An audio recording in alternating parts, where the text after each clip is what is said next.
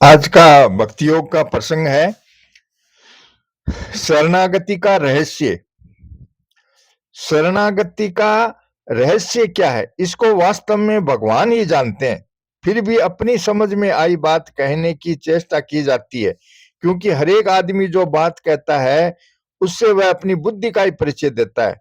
पढ़ने वालों से प्रार्थना है कि वे यहाँ आई बातों का उल्टा अर्थ न निकालें, क्योंकि प्राय लोग किसी तात्विक रहस्य वाली बात को गहराई से समझे बिना उसका उल्टा अर्थ जल्दी ले लेते हैं। इस वास्ते ऐसी बातों को कहने सुनने के पात्र बहुत कम होते हैं। भगवान ने गीता में शरणागति के विषय में दो बातें बताई हैं।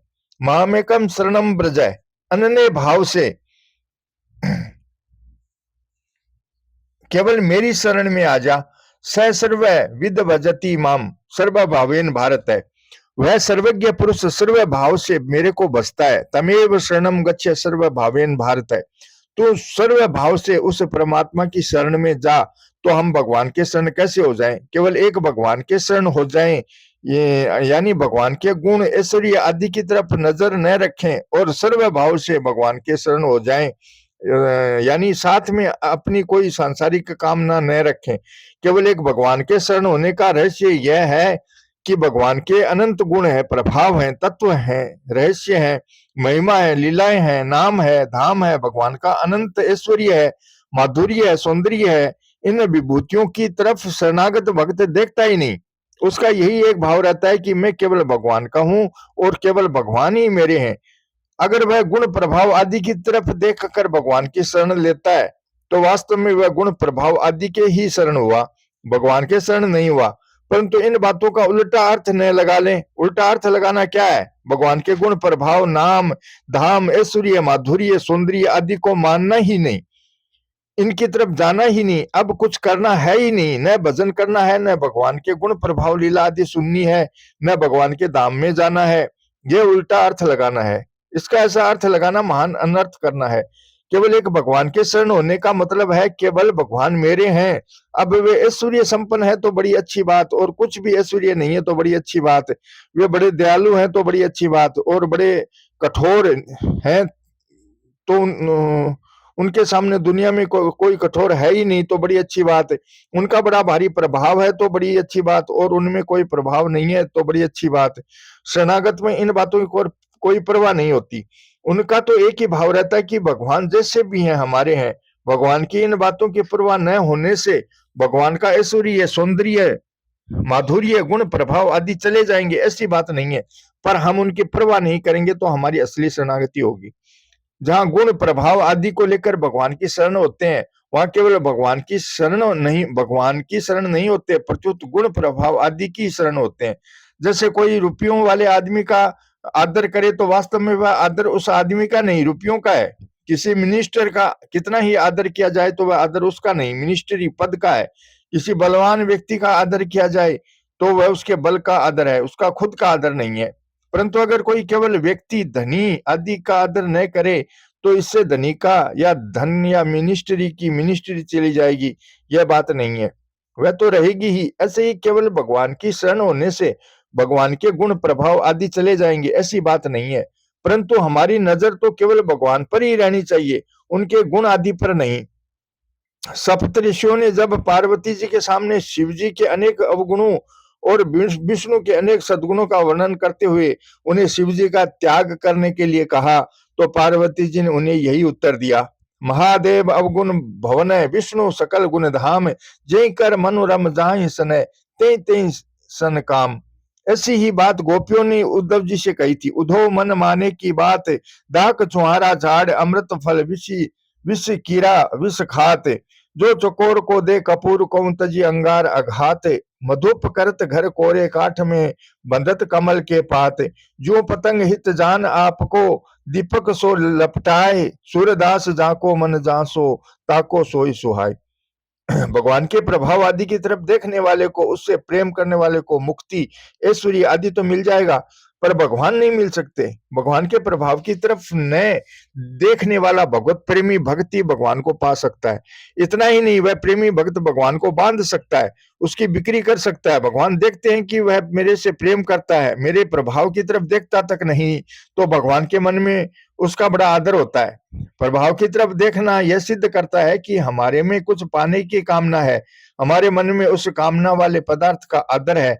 जब तक हमारे में कामना है तब तक हम प्रभाव को देखते हैं। अगर हमारे मन में कोई कामना न रहे तो भगवान के प्रभाव ऐश्वर्य की तरफ हमारी नजर नहीं जाएगी, केवल भगवान की तरफ नजर होगी।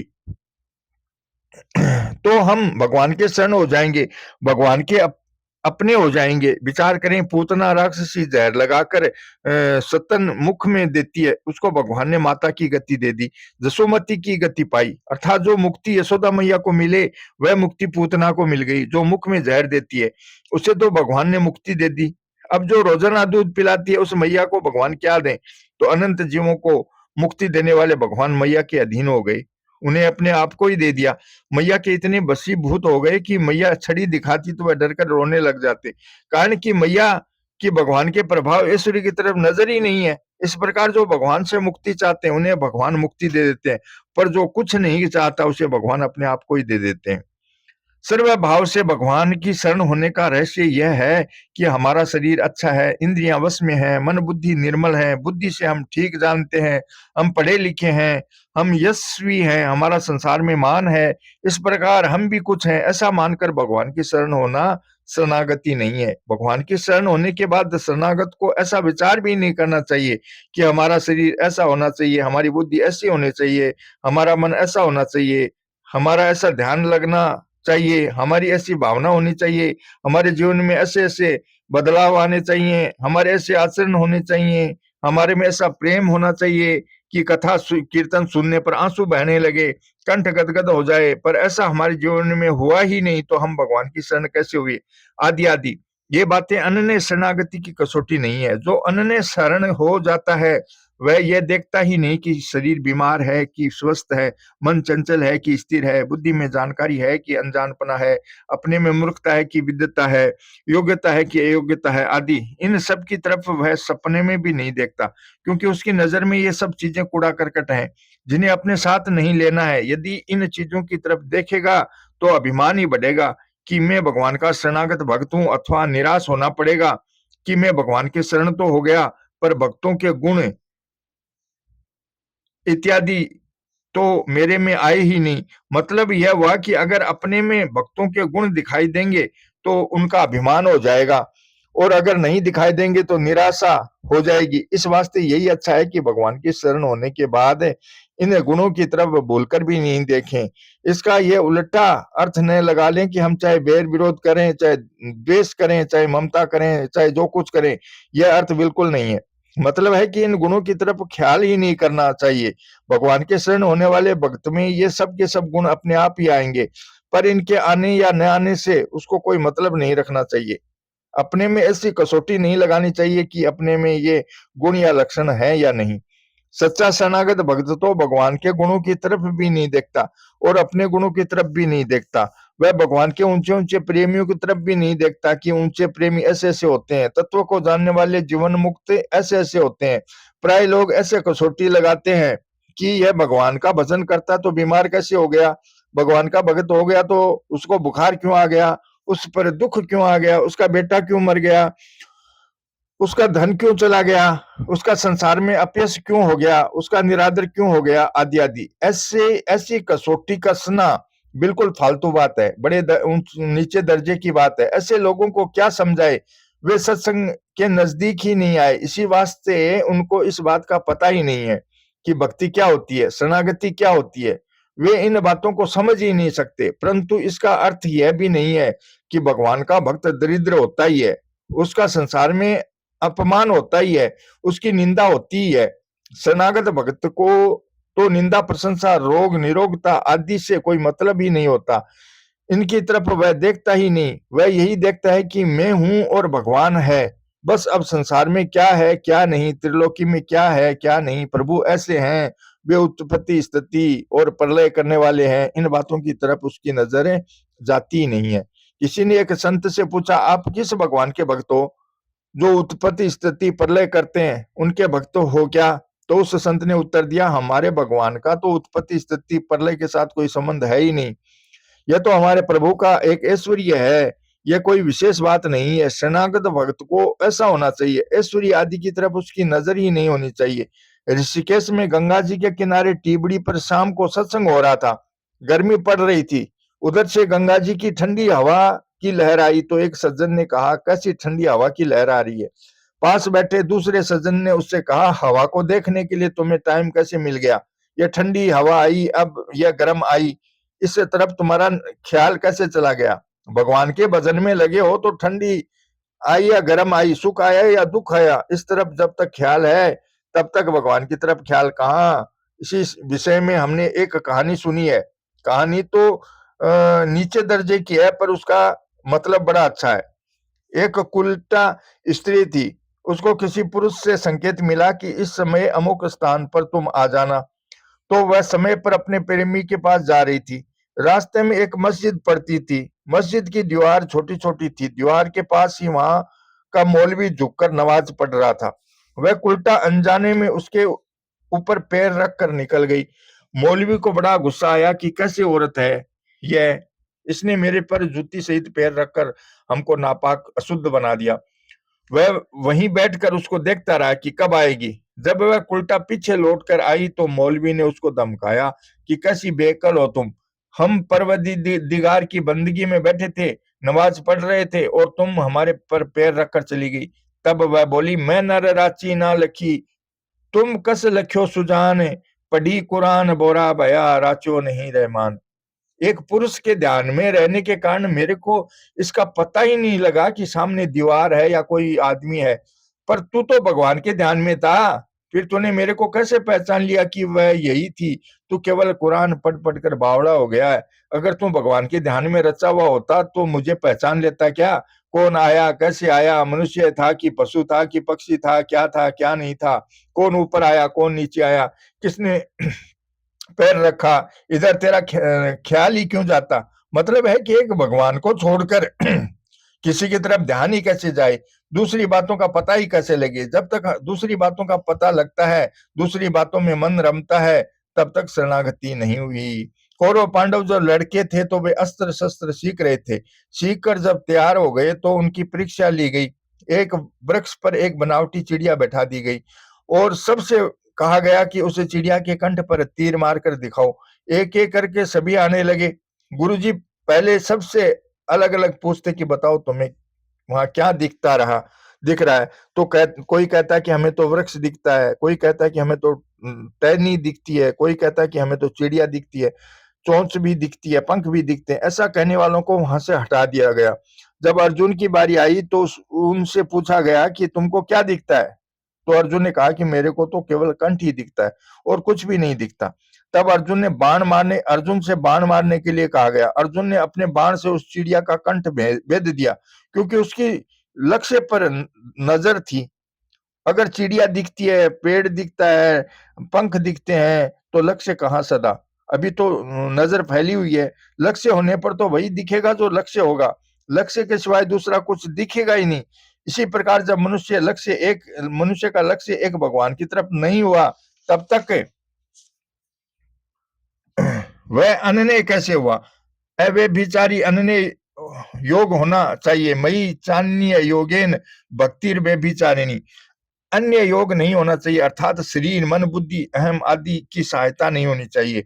वहां तो केवल एक भगवान ही होने चाहिए। गोस्वामी तुलसीदास जी महाराज से किसी ने कहा, तुम जिन रामलला की भक्ति करते हो वे तो 12 कला के अवतार हैं, पर सूरदास जी जिन भगवान कृष्ण की भक्ति करते हैं वे 16 कला के अवतार हैं।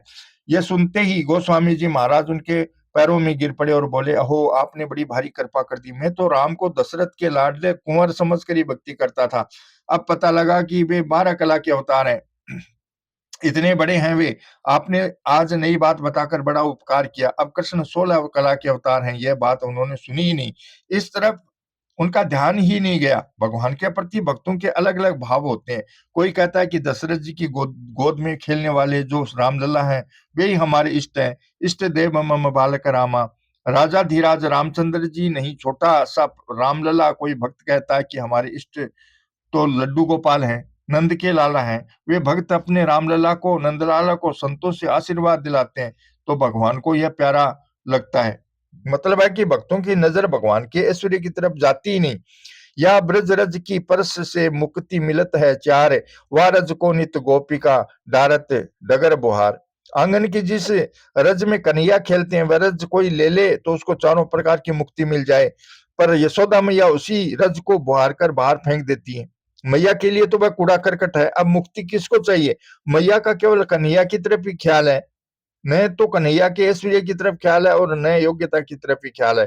संतों ने कहा है कि अगर भगवान से मिलना हो तो साथ में साथी नहीं चाहिए और सामान भी नहीं होना चाहिए, अर्थात साथी और सामान के बिना उनसे मिलो। जब साथी सहारा साथ में है तो तुम क्या मिले भगवान से? और मन बुद्धि विद्या धन आदि सामान साथ में बंधा रहेगा तो उसका पर्दा व्यवधान रहेगा।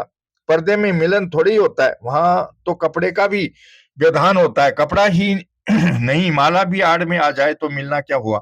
इस वास्ते साथ में कोई साथी और सामान न हो तो भगवान से जो मिलन होगा वह बड़ा विलक्षण और दिव्य होगा।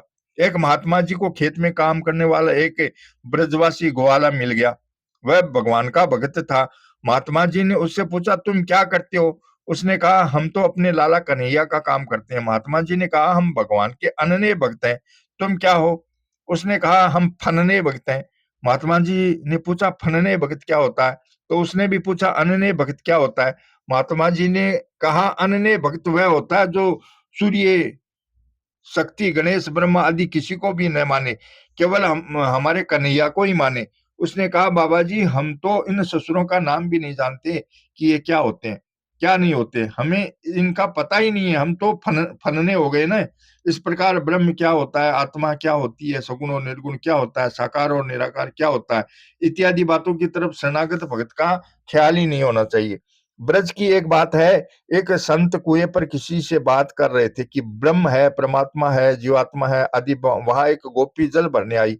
उसने कान लगाया कि बाबा जी क्या बात कर रहे हैं।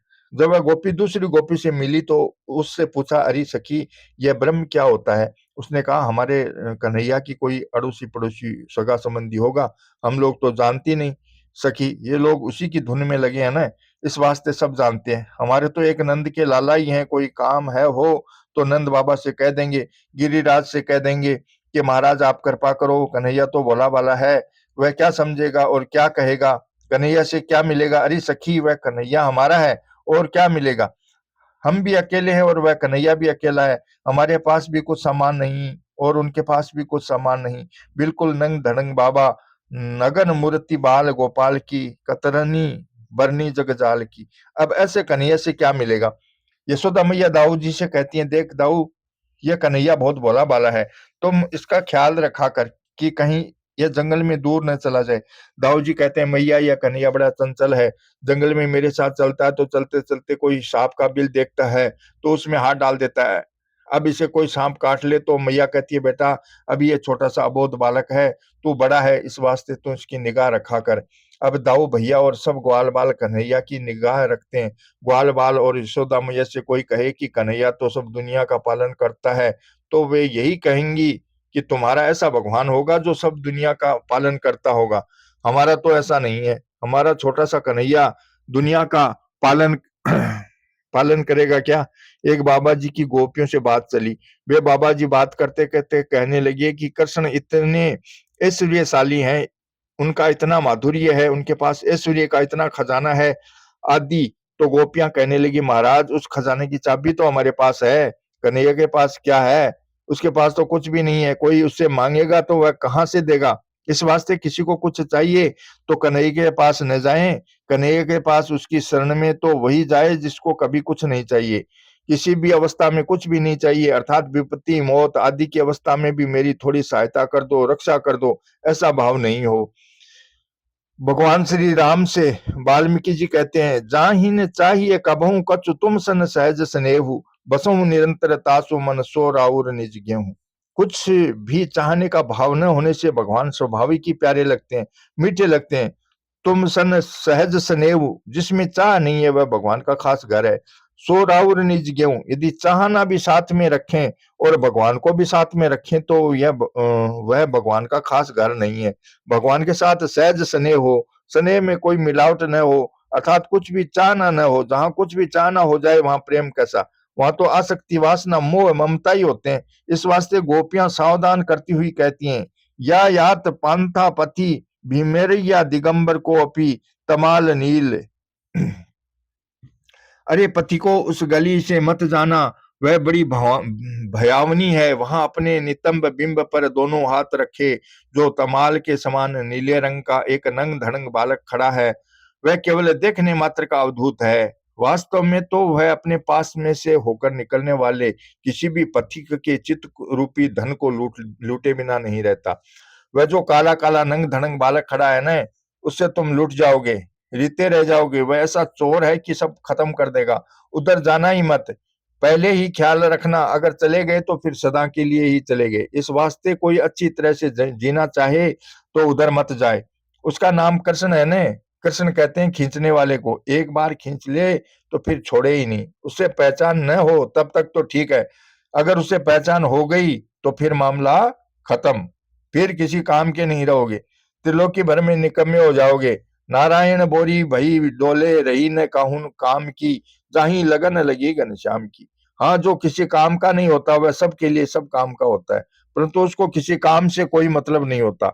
शरणागत भक्त को भजन भी करना नहीं पड़ता, उसके द्वारा अपने आप स्वाभाविक भजन होता है। भगवान का नाम उसे स्वाभाविक ही बड़ा मीठा प्यारा लगता है।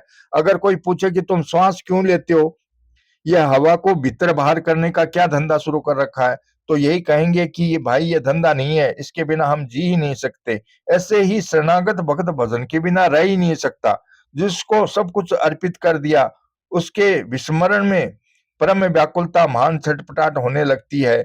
ऐसे भक्त से अगर कोई कहे कि आधे क्षण के लिए भगवान को भूल जाओ तो त्रिलोकी का राज्य मिलेगा, तो वह इसे भी ठुकरा देगा। भागवत में आया है, तीनों लोकों के समस्त ऐश्वर्य के लिए भी उन देव दुर्लभ भगवत चरण कमलों को आधे निमिष के लिए भी नहीं त्याग सकते। वे ही श्रेष्ठ भगवत भक्त है। न पारमेष्ट्यम न महेंद्र दिशनयम न सार्वभौमम न रसाधिपत्यम न योग सिद्धि पुनर्भवम वह मयर पिता त्यमेच्छति मदि वह नान्यत है। भगवान कहते हैं कि स्वयं को मेरे अर्पित करने वाला भक्त मुझे छोड़कर ब्रह्मा का पद, इंद्र का पद, संपूर्ण पृथ्वी का राज्य, पातालादि लोकों का राज्य, योग की समस्त सिद्धियां और मोक्ष को भी नहीं चाहता। भरत जी कहते हैं, अर्थ न धर्म न काम रुचि, गति न चाहूं निर्वाण, जन्म जन्म रति राम पद, यह वरदान अनुमान। जय श्री कृष्ण। श्री कृष्ण गोविंद हरे मुरारी, हे नाथ नारायण वसुदेवा। जय श्री कृष्ण।